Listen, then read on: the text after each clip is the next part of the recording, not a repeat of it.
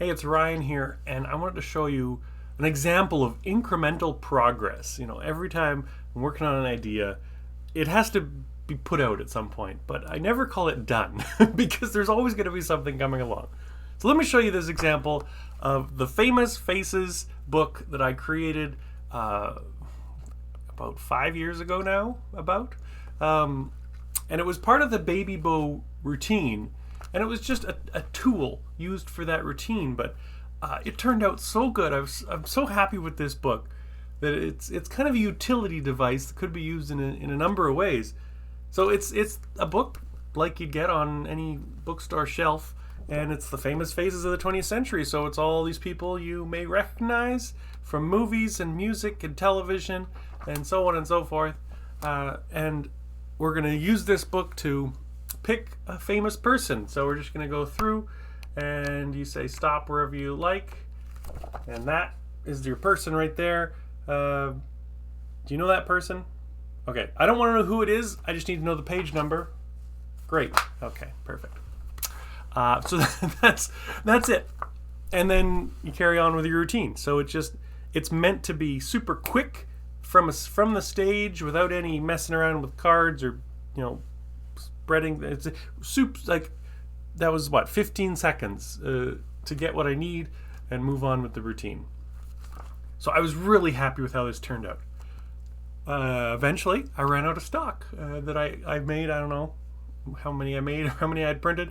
I ran out. I needed to do it again, and that was an opportunity to see what else I could do. So I'm really happy to show you version 2 of Famous Faces. And I'm going to talk about some of the things that have changed in here. A lot is very similar. There's a few little details that have changed. One, the covers, and it's really, really good on video. On stage, you're often under bright lights, and look at that cover compared to this cover. So it's a bit of a dull matte cover that's not going to shine in the light, so it'll be more visible. Again, just a little detail, but this very shiny can almost create a mirror effect if you're in the right spot. So better cover. Second thing is it is printed in color.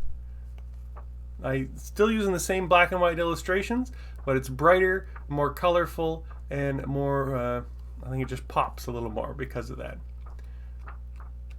However, the color wasn't just for aesthetic purposes. It actually holds a bit of a devious secret. Because the biggest challenge, we're always looking for what's the worst part about it. The worst part about this is when you're flipping through for the selection, it's very, you have to be very tight about it, because I can show you that. I can show you that much. Because any more than that, and you're going to see that something's not quite right.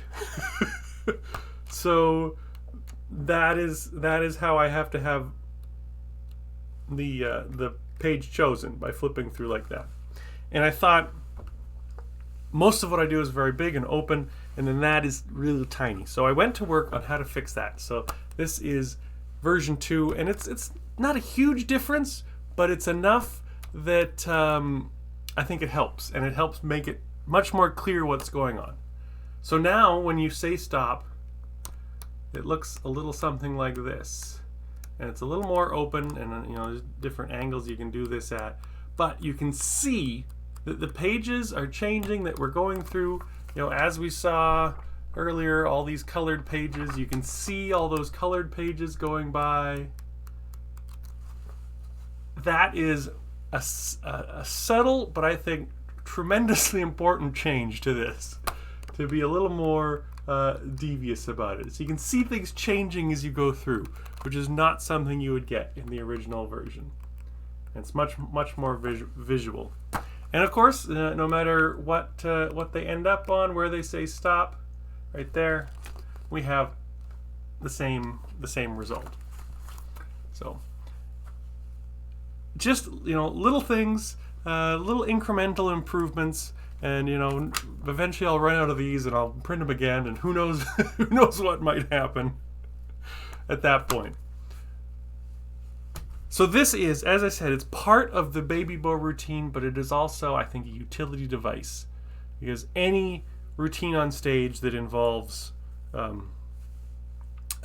predetermined outcome can use this. Think of mental epic, right? We could have the theme could be we're creating a movie, so we need to think of a title for the movie, we need to think of a genre for the movie, and we need the star of our movie, and it could be any of these people. Just pick one and just say stop as we go through. Perfect.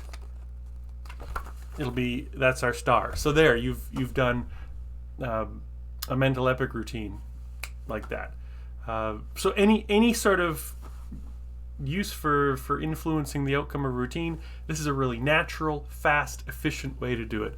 And I'm super happy with it, and I hope you get some good use out of it as well.